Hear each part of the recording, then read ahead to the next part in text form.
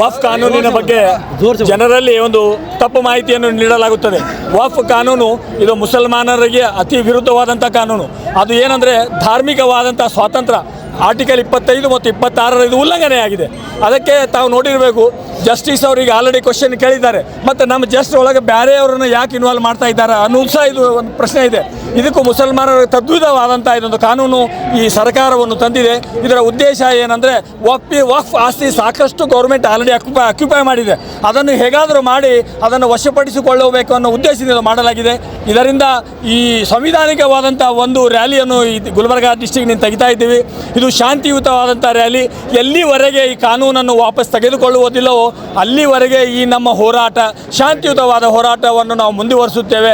All India Muslim personal law board ಎಲ್ಲ ಜಮಾತ್ ಎಲ್ಲ ಇದರ ಬಗ್ಗೆ ಒಂದೇ ಜಮಾತ್ ಆಗಿದೆ. ಅದರ ನಿರ್ದೇಶನ ಪ್ರಕಾರ ನಾವು ಈಗ ಆಲ್ರೆಡಿ ಇದು ಕಾರ್ಯವನ್ನು ಕೈಗೊಂಡಿದ್ದೇವೆ. ಇದೇ ರೀತಿ ಅನೇಕ ಎಲ್ಲ ಸಂಘಟನೆಗಳು WPI ಎಲ್ಲ ಜಮಾತಿನ ಎಲ್ಲ ಸಮಸ್ಯೆಗಳು ಈ ವಿರೋಧವನ್ನು ವ್ಯಕ್ತಪಡಿಸ್ತಾ ಇದ್ದೇವೆ. ಮತ್ತು ಜನರಲ್ಲಿ ಒಂದು ತಪ್ಪು ಕಲ್ಪನೆ ಕೊಡ್ತಾ ಇದ್ದಾರೆ. ಇದು ಹಿಂದೂ ಎಂಡೋಮೆಂಟ್ ಬಿಲ್ಲು ಇದೆ, ಜೈನ್ ಎಂಡೋಮೆಂಟು ಇದೆ. ಅದರಲ್ಲಿ ಎಲ್ಲದರಲ್ಲಿಯೂ ಇವರು ತಮಗೆ ಬೇಕಾದಂಥ ಆಸ್ತಿಗಳನ್ನು ಕಬಳಿಸಿಕೊಂಡು ತಮಗಿಚ್ಛಿಸಿದ ತಮ್ಮ ಸ್ನೇಹಿತರನ್ನು ಮಾರಬೇಕನ್ನೋ ಒಂದು ಉದ್ದೇಶದಿಂದ ಈ ಕಾನೂನನ್ನು ತಂದಿದ್ದಾರೆ.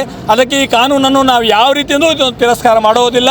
ಇದು ಗಾಂಧೀಜಿಯವರು ಈಗಾಗಲೇ ಮಾಡಿದಂಥ ಇದನ್ನು ಯಾವ ರೀತಿ ಕಾನೂನನ್ನು ತಿರಸ್ಕಾರ ಮಾಡಿದರೋ ನಾವು ಅದೇ ರೀತಿ ನಾವು ಶಾಂತಿಯುತವಾಗಿ ಈ ಕಾನೂನನ್ನು ನಾವು ತಿರಸ್ಕರಿಸುತ್ತೇವೆ.